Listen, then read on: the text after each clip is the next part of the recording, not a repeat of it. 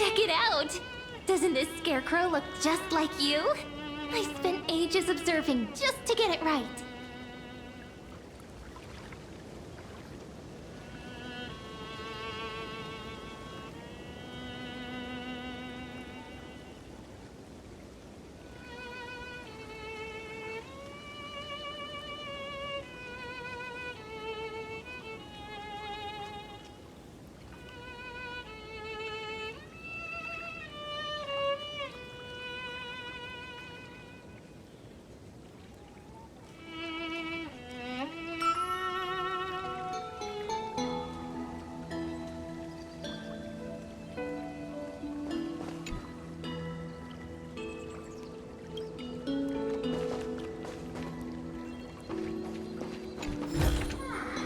Looks good.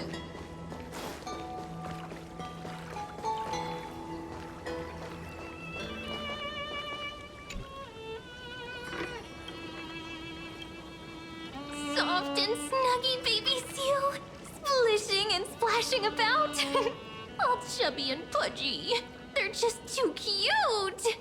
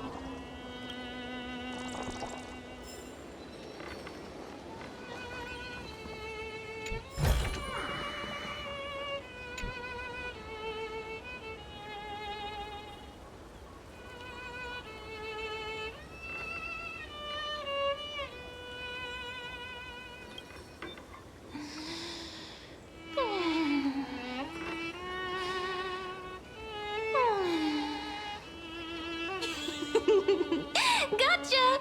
I'm totally wide awake.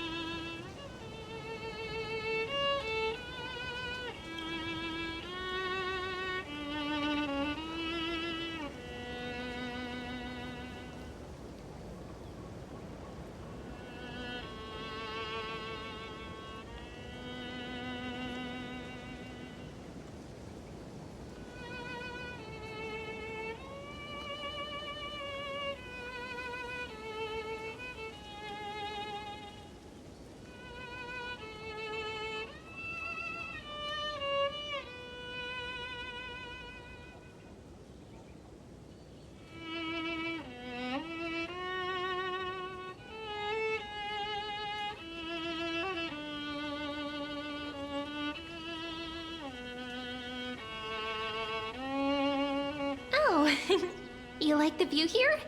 Then let me get a good look too, so I can remember the places you like.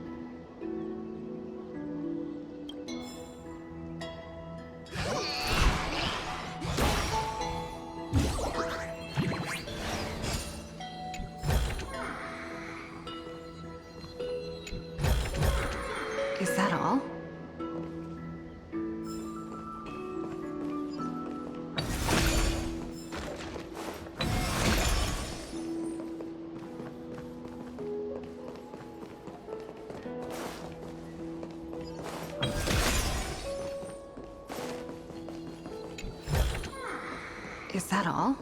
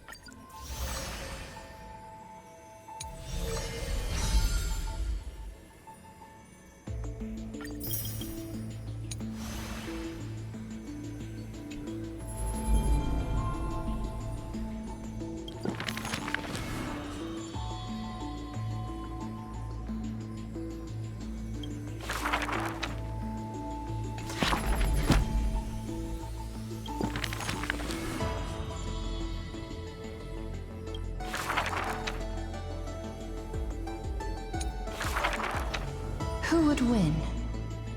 A young girl emerging from her sheath and showing her edge, or a tyrant who has emerged victorious from 100 battles?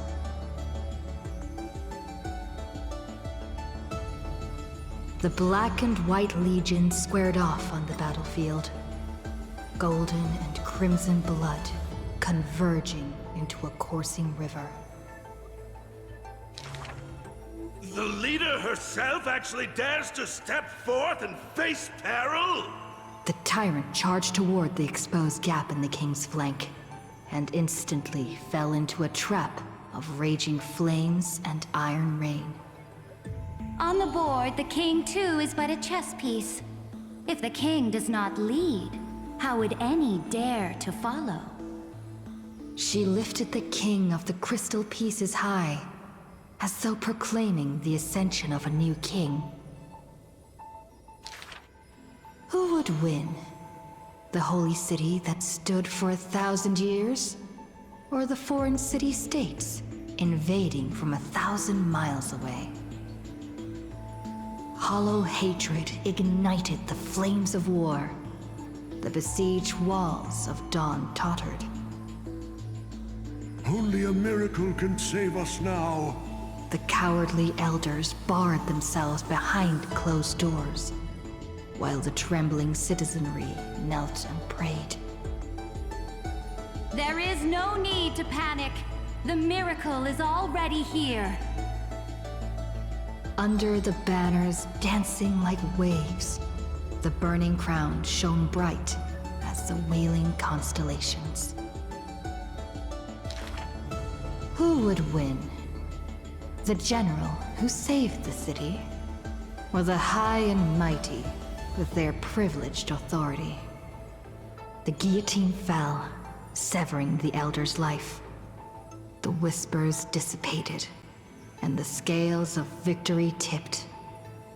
From this day forth, I shall bring justice to the holy city. The people cried out her name and knelt in reverence, but were stopped by the sound of the scepter of authority striking the ground. Do not lower your heads beneath my crown. This was the first, and also the only Imperator. Who would win? The heroes bursting with ambition, or the omnipotent gods? The Imperator issued the decree! The start of the Flame Chase journey is at hand! Perhaps drawn by the grand design to welcome the Era Nova, or perhaps convinced by that king's great renown. Righteous warriors from across the land gathered before the Imperator's throne. On the day the journey began, the sky was an expanse of fluttering banners. The people gazed upon the overwhelming military alliance, a golden city reflected in their eyes. As for the end of that chess game, the scholars debate endlessly, but such discussions always end with a sigh. The invincible Imperator faded at the pinnacle of power. The crown's flames extinguished in the lake. The banner, once revered by the people, along with the broken spears of the heroes, now a tomb. The people said, Even the sovereign that conquers all before her is no match for fate. Yet she said, In a war with fate, has there ever been any justice?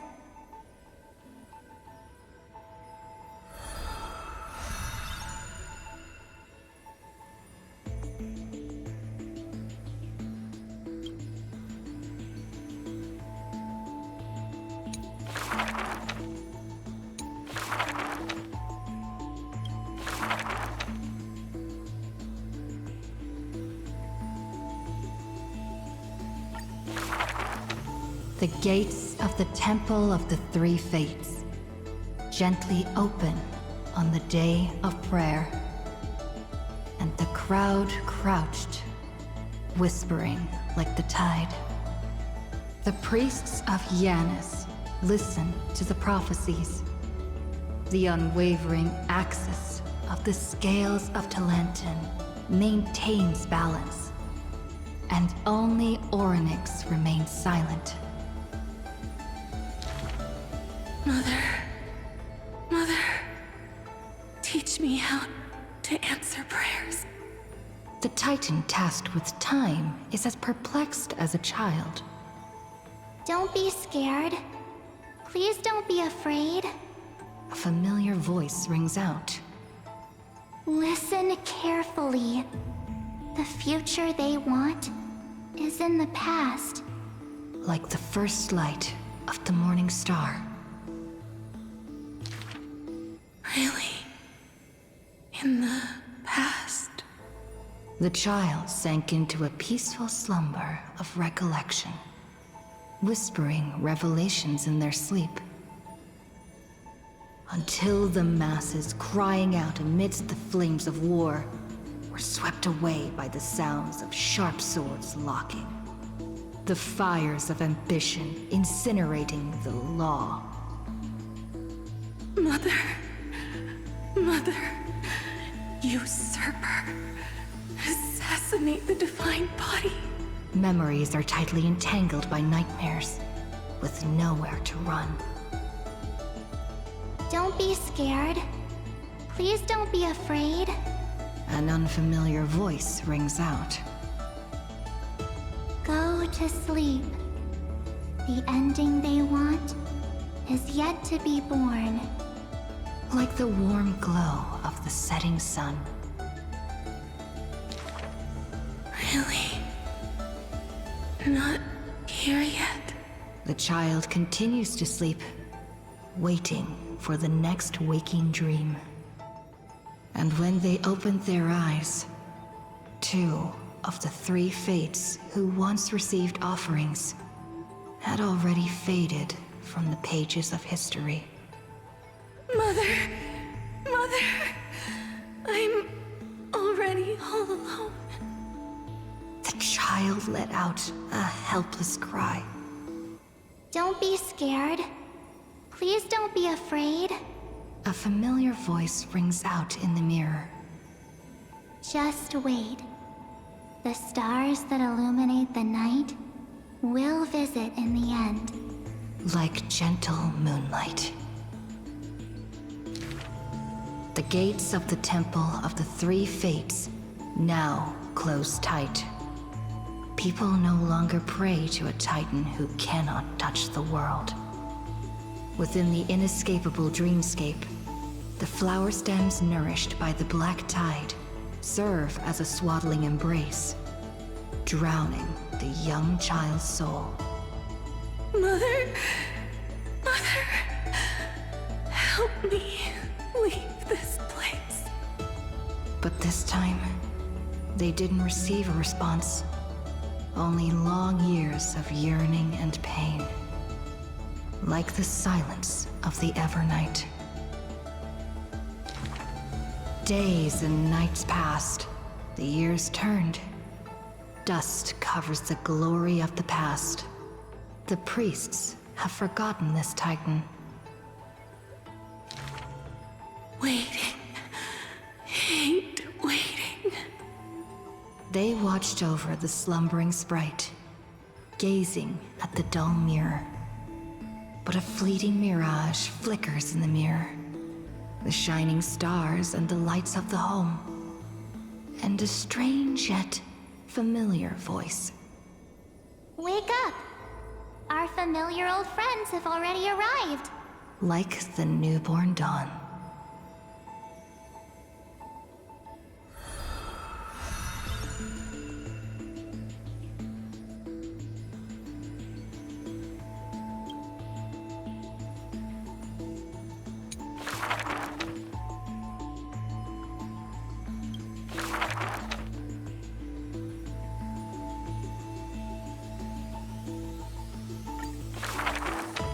The ancient chaos was shrouded in silence and shadow. The giant dragon's offspring was born from the earth. Sweet dreams had smothered the giant dragon's eyes and ears. And as they slept, the 100 eyes of Aquila had already opened. And Fagusa had begun to stir the playful waves. Yet Giorios remained weighty and silent. Layer upon layer of peaks enveloped the dragon, cradling them in a bed more grand than any in existence. The giant dragons spent their childhood in darkness. From the moment their bleary eyes blinked open from haze of slumber, they hungered to feast on crude iron and drink deep of molten lava. Until one day, they raised their head, and with a low, guttural voice, pleaded to glimpse light. The Titan lifted them up by their ribs, slowly raising them. The dragon's spine sliced through the strata of rock, cutting open the soil. When they reached the surface, they summoned mist woven of the fire of the stars. As though seeing themselves clearly and in full, through the eyes of a giant bird. The giant dragon walked the earth alone. The Titan knew they were lonely and terrified too, and so sculpted new beasts from flesh and bone. In that wild, barren world, the giant dragon led the beasts of the earth. Excessively long life gifted the giant dragon with eyes that could pierce the veil of years. They witnessed the separation of day and night, as well as the entanglement of reason and romance. And even Kefali did not neglect to share with them a chalice of golden blood.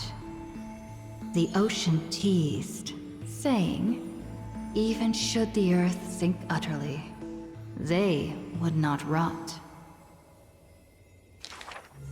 Ever since they opened their eyes, the giant dragon rarely returned to slumber.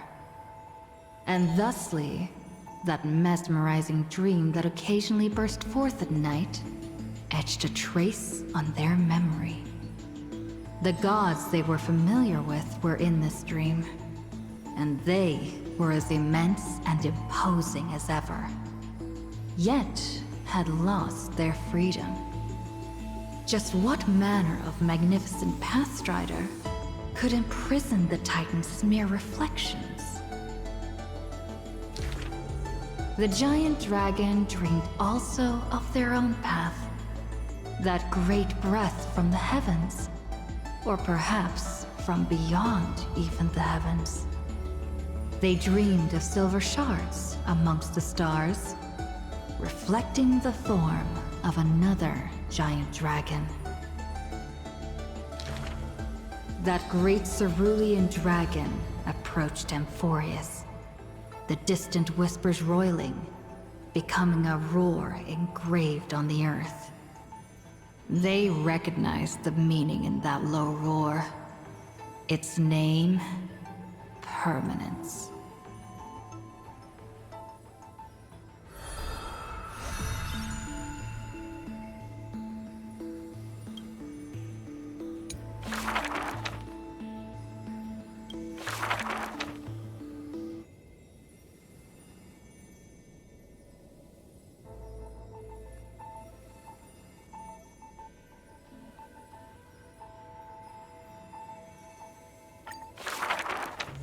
The black tide that blotted out the sky surrounded the city walls. The soldiers manning the walls battered from battle. Melodious chords of music were suddenly heard. A single swordmaster had overcome the waves of enemies. The song flowed from betwixt the blades, breaking through formations as a dorsal fin cleaving the waves. When the last wicked beast finally fell, shattered into pieces amidst the sword's dance, the Frostblade bore no trace of blood.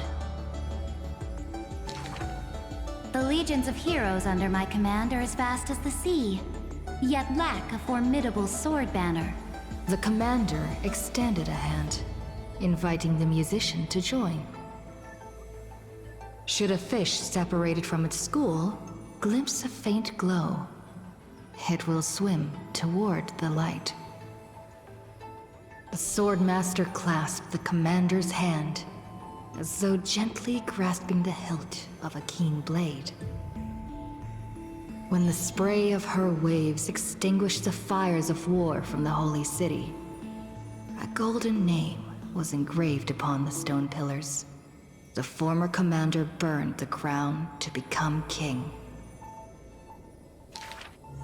High Sealands, brave in battle, triumphant in command, I grant you the title Dux Gladiorum. Let us all forge ahead together. During the banquet after the battle, the weaver tailored for her a splendid dress, and the commander poured her honey brew. Her golden-blooded comrades gathered about her, chanting her new name, urging her to play that splendid music. The candlelight danced and mingled with flowing drink, swords and song ringing out in unison. Yet none knew that was once a lonely melody from the deep sea. The music of revelry continued for a long time, until the whispers of conspiracies were buried in the songs, until the roars of lethal struggle shattered the music. Legend holds that they who bear the weight of a pillar shall one day return to where it stands. Those who tug at the earth shall end amongst the mountains. Those who sow dawn and dusk shall remain eternal in the sky. And she would once again return to the pitch-black sea. And she would once again sing her music alone. The bountiful ocean, with the banquets of bygone days, stir as futile bubbles at the bottom of a glass. Many years later, the song once played by that swordmaster was played by future generations in the Holy City. The people knew the demigod of the seas was still a noble captain. She possessed peerless swordsmanship and a song that is passed down through the ages. It was just that she had long since vanished. Guests at the banquet sometimes spoke of her, but it was only a prayer between their cups. High Sealands, melody of the waves, bless our night that we may drink deep and dance till dawn.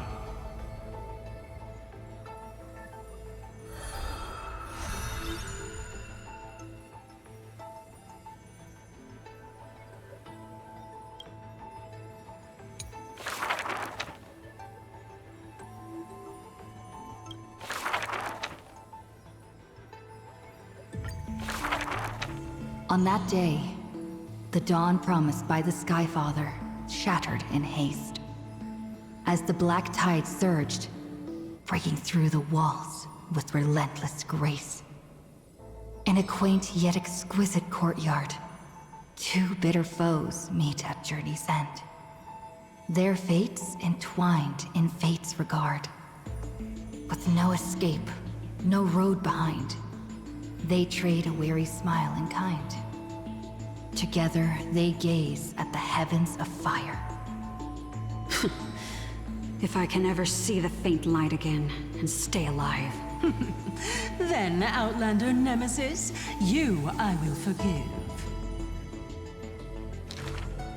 Not long ago, as the romantic demigod closed her eyes, the girl bottled her tears in sorrow, and once more opened the dim-lit garden wide. Two figures step into the courtyard's gate. A general of Kremnos, her body torn, by vengeance bound, by fury swayed. A noble of the Holy City, once wrapped in gold, now haunted by a fate betrayed. A simple injury, or so the girl believed. Yet the two women met with scorn, their words like blades. Because their children fled in love's embrace, while bloodied pasts left scars in place. A feud unbroken by countless years. A chasm carved by blood and spears. This was a sickness beyond the girl's touch. Just do your duty as a healer, girl. Family feuds are like sunlight and storm clouds. They cannot mend. At last, the girl saw it clear.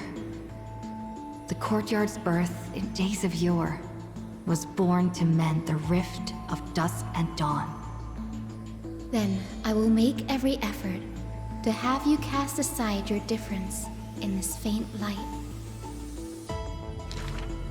Before long, the general's wounds were healed, and the noble's worries gently repealed. Yet when their gazes met once more, the loathing within remained unswayed. The girl then spoke the tale of her Stykin, of a grandmother's sacrifice, a father's flight from within, of ancestors who descended, leaving their feud behind.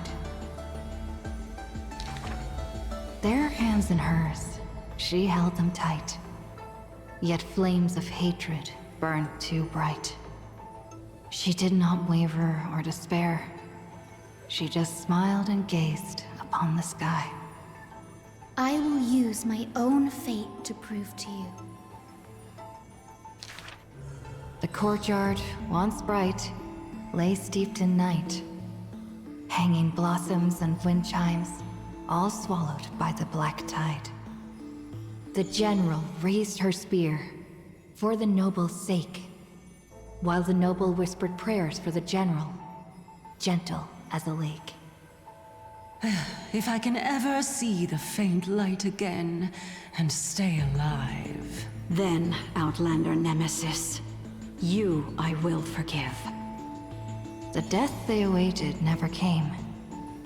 Instead, a cascade of colors fell from the heavens, simply there, protecting them both. The sky still burned, dark and low, yet her words lingered, a gentle ember refusing to fade. I will use my own fate to prove to you. Day and night can be mended, and so can hatred be undone.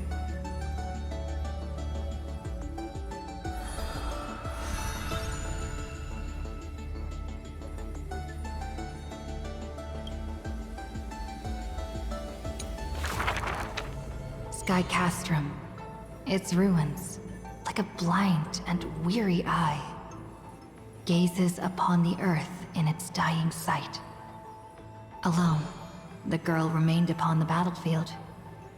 No time to shy from the searing gold, no will to wear her usual smile. She fought her way to destiny's edge. Of the crumbled mural, but one piece endured. A corner portraying the Day Thunder Night, dazzling in blaze.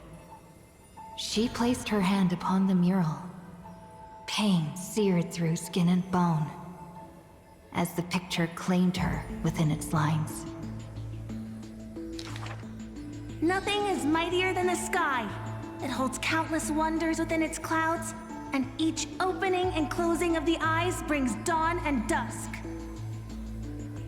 In that painted world, the girl Celiosi's eyes glowed, watching her father, steel-clad and unyielding, cross the land beneath the searing sun.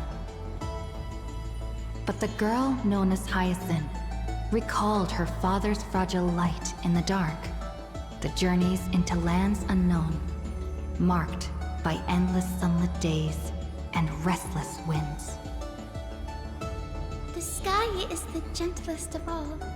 It watches over all things with compassion, showering them with soft rain and morning light. And yet, the sky remains so cold. It witnesses believers tear each other apart.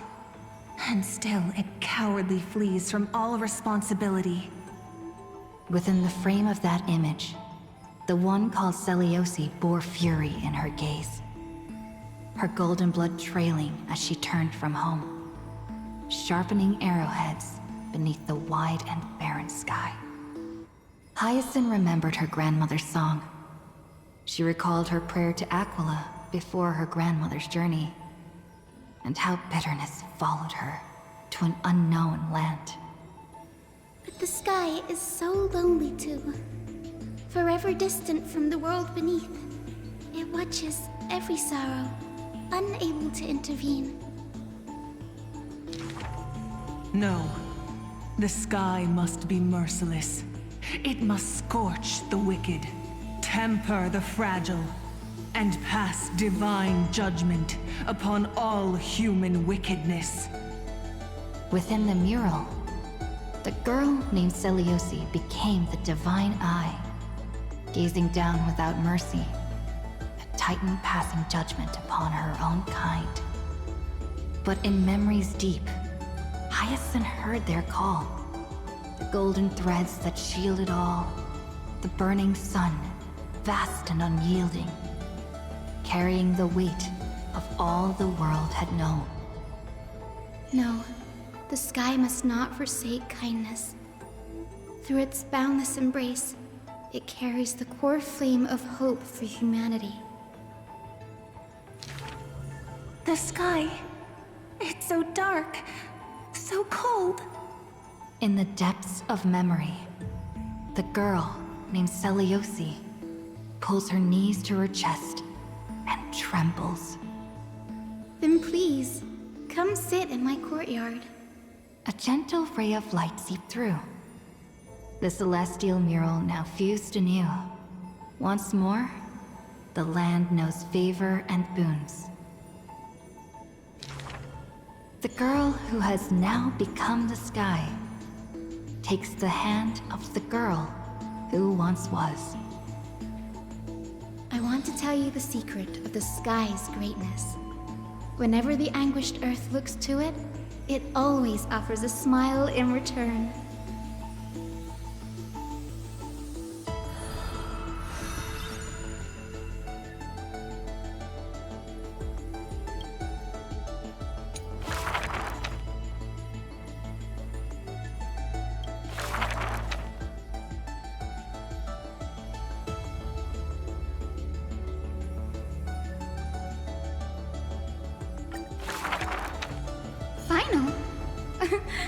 Perhaps you're more suited to being a teacher's assistant. There was once those who misunderstood his alias. Final. An eventuality for students. A test for knowledge gained. It may bring wisdom to light and illuminate efforts, but the word's more common meaning is nothing less than the end. That's quite ominous. The man pretended to be surprised and responded with a smile.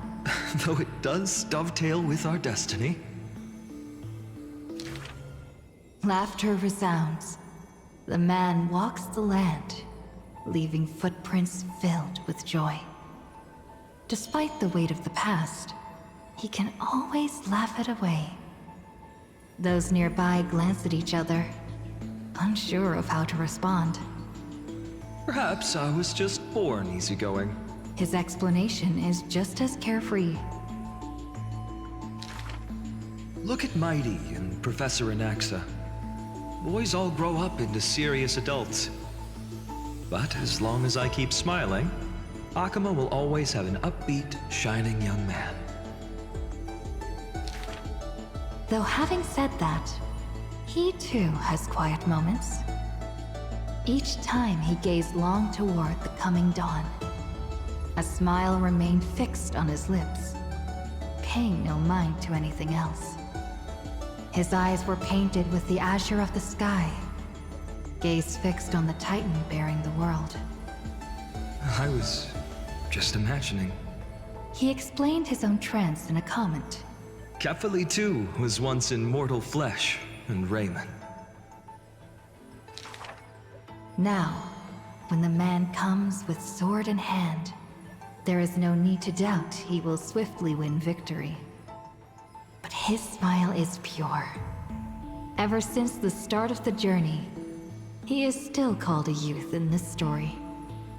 Youth is always ambitious, with lofty goals. But it seems that in the man's heart, only the wishes of others are held. Apart from the ideal of deliverance, what do you have left? The golden-haired friend once asked him so. He remained silent. Then, as he was wont to do, he simply smiled. As long as I don't ask for too much, everything will unfold as desired. In Amphorius, untitled statues are a prevalent sight. As for the inspiration behind these statues, they are said to be the clay figures that Kefali made at the world's creation. They made clay figures in their likeness, bestowed upon them the breath of life, and allowed the golden divinity of their blood to course through. Thus, the very first mortals roamed the earth, receiving the god's mercy, while realizing the sorrows of this world. But that sorrow was, in the end, only the sorrow of the world. Nobody ever cared what lay behind the smile, what the clay figure thought.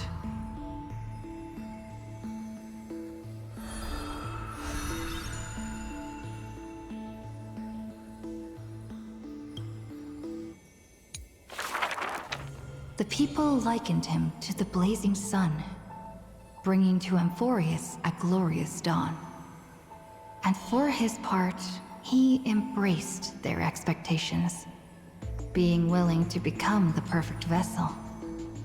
Like that god who shouldered the world, the man never cried or frowned.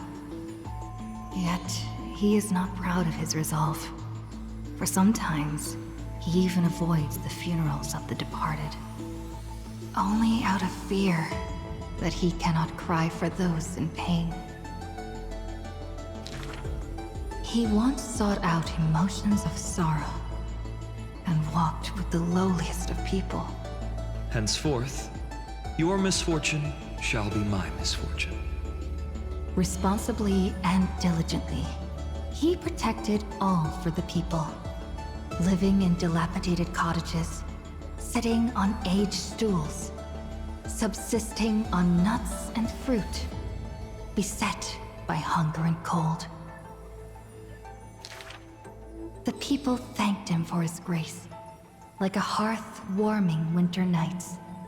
The man's presence dispelled the cold, leaving warmth with promises of morrow. Whence does his warmth come from?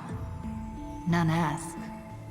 The man gradually perceives his true nature, but he dares not speak.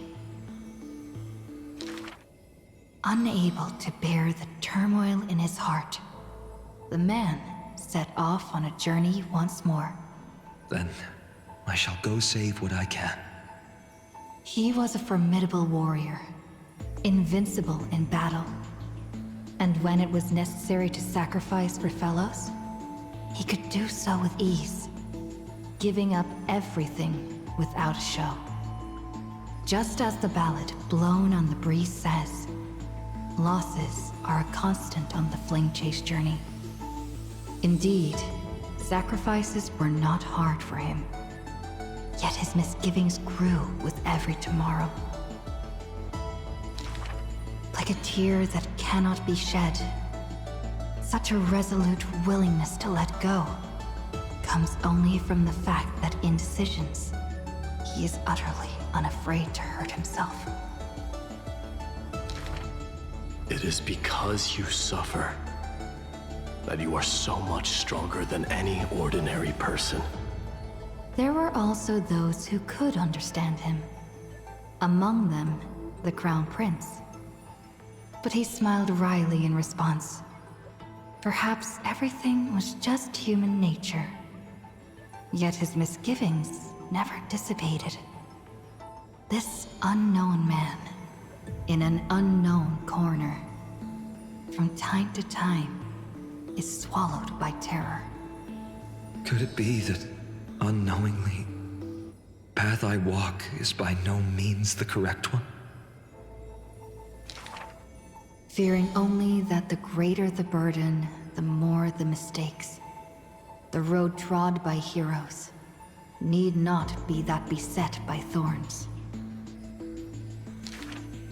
Finally, at the terminus of that road, in a desolate, empty place, the man's arms tremble.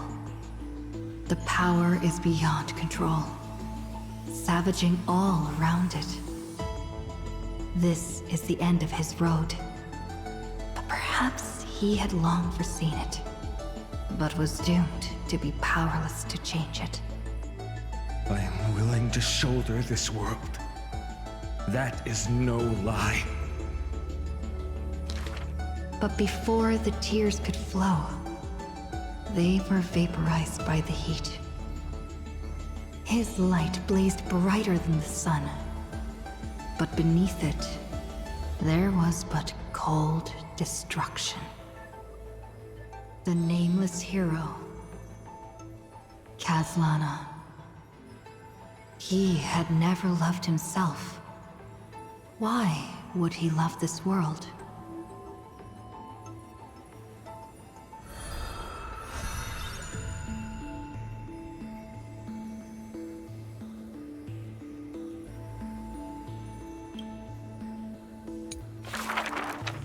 A gust of wind will one day sweep past, wiping away all the man's tracks. Nearly every footprint was stamped full of the fury that filled him. That humble youth faded away with the flames into yesterday. The first ray of light to pierce the long night was brought by the burning man. But the body that bore the weight of the world was forged by the fires of wrath. Rage is a crafty emotion. It changes its face, concealing itself within the man's life. His friend fought blood-soaked battles, so their people would need fight no longer. But every victory in battle he gained left him neither satisfied nor proud, only with the indifference of emptiness. You must be careful. Duty does not drive you to wield your blade, but hate. His teacher kindly reminded him thus. And behind that hatred, you seem to desire the destruction of the self. But what about his joy? Was that too merely a phony disguise? He who once laughed amidst the crowd, day after day, as though it were second nature. No. Even though he knew not the meaning of love, that happy past was not a lie someone wove. But now, even those memories have melted into fury. His hatred is such that he cannot hold on to what he cherishes, though all is precious to him. Fueled with lone courage, he attempted to resist fate. But the burning sun that shines upon all creatures, once fallen, will incinerate the land, becoming golden death. But what of his sorrow? Indeed, the man could shed no tears. But at the moment the cycle manifested, when all that was familiar was now remote, the world collapsed, becoming empty in an instant.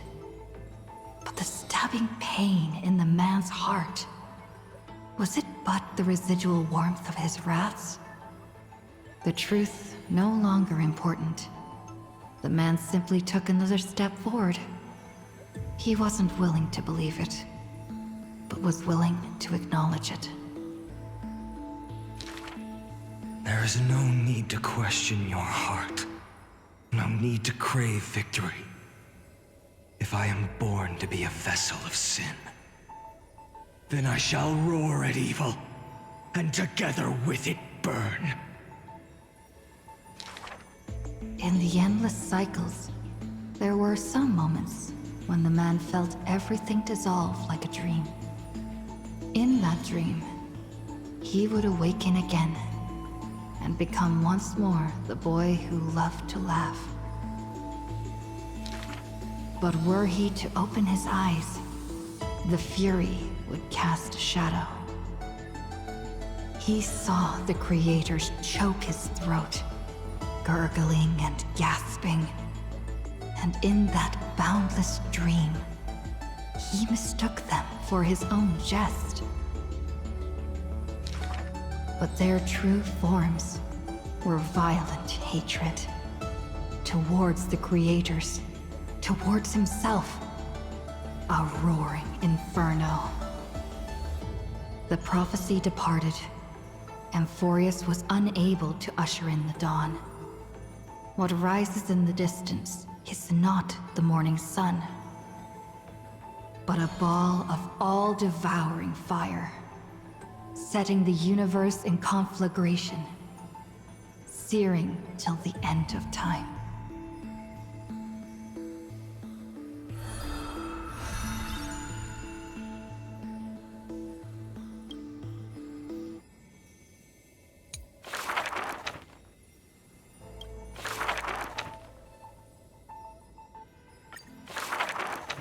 This is an age of ruin. The Chrysos War ignites once more, while Zagreus' taunts ripple through the city streets. This is also an age of splendor. 300 thieves spring forth from Dolos, each scheming to conceal the truth from prying eyes, robbing the rich to give succor to the poor. Every one of them deceives gods and men alike, righteous and valiant. The fling chase journey has been cut short midway.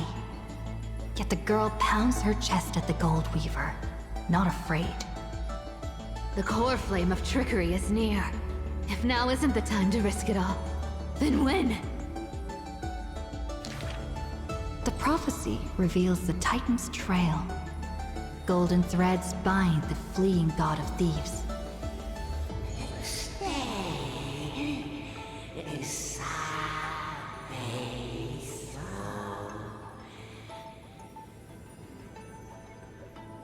The young girl flashed a grin and walked towards the god who was pretending to smile. I once vowed to the god of thieves that I would force trickery to reap what they have sown. The Titan whispered from the vortex, the god of trickery's earnest plea. They made a promise to the girl who entered the trial, that the whole world would be bathed in light. No more lies and deceit.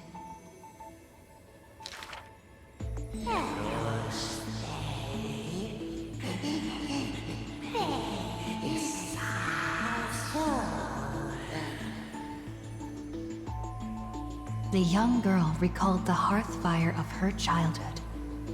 Cyphera, only honesty is well liked. She pursed her lips. That does sound like quite the ideal society. Of course I didn't accept. How boring would a world without deception be? The young girl demonstrated her newly acquired divine power, molding lies into reality. The defeated Titan is now not but a wandering soul.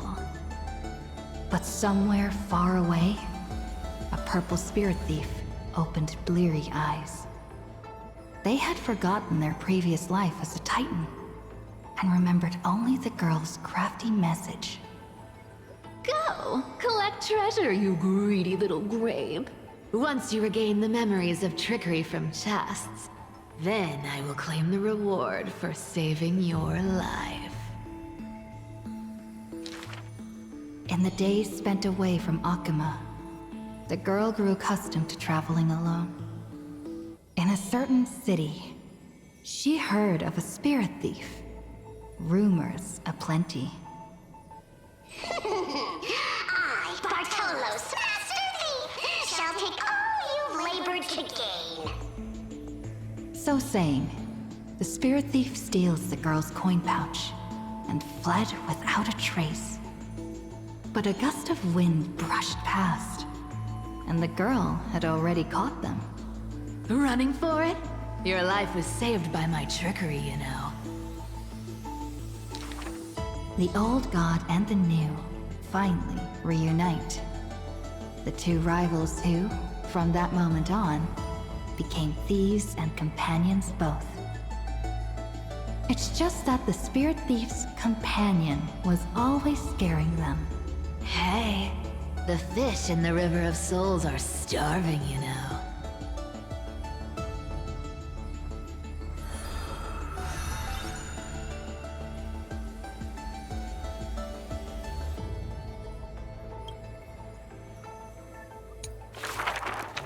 A thief reveals a few lies. The first lie is called... Fellow thieves, come on and deceive gods with me. The world has already forgotten that feast. Lies unnumbered that drowned the Day of Souls. Schemes uncounted, burning for a night of revelry. 300 thieves shackled in imprisonment, in exchange for a Titan's resigned confinement. To have managed to trick the Grand Master of all tricks. I can die happy now. This was Dolos's great achievement. The deception of the gods, where even Zagreus was fooled. The second lie is called... The god of trickery is now not but a wandering soul. Why did she spare the Titan's life? The young girl knew not, even after asking herself.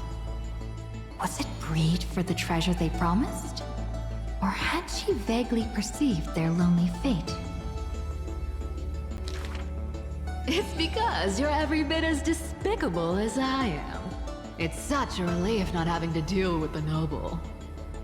The girl dismissed and made light of herself, only forgetting trickery was once a god that supported the world. The third lie is called... Oh, eternal day! Endlessly illuminate the holy city. At Dawncloud, the chaplain's secrets foretold the coming of that endless night. But if my lies are more... sophisticated... can the dawn last forever? No end in sight? Bearing the fate of the Thief Star, the girl was long used to walking in shadow. But as she gazed towards the holy city's dawn, her duty became fixed in her heart, stalwart in might. The fourth lie is called... There's no reason! I just don't want to see you again! The girl tried to mask her nonchalance, but could never fool the Golden Thread's questions. But it is the false-hearted malice that most powerfully forces belief. A true flame chase hero willingly faded from attention, while the wayfaring traveler grasped tight onto fleeting light. She used divine power to forge a mask and conceal the last of her true heart. The fifth lie is called... No. There are... no more... lies... left. The whimsical coin fell to the ground, telling the tale of fate fulfilled. Travels unwitnessed, roses unknown. To whom may these now be told? Lies are always but lies. But you can make them more beautiful than the truth. Under the somber sky, golden blood soaked the thief's cloak. Like a golden thread tailored just for her, an exquisite robe that she never stole.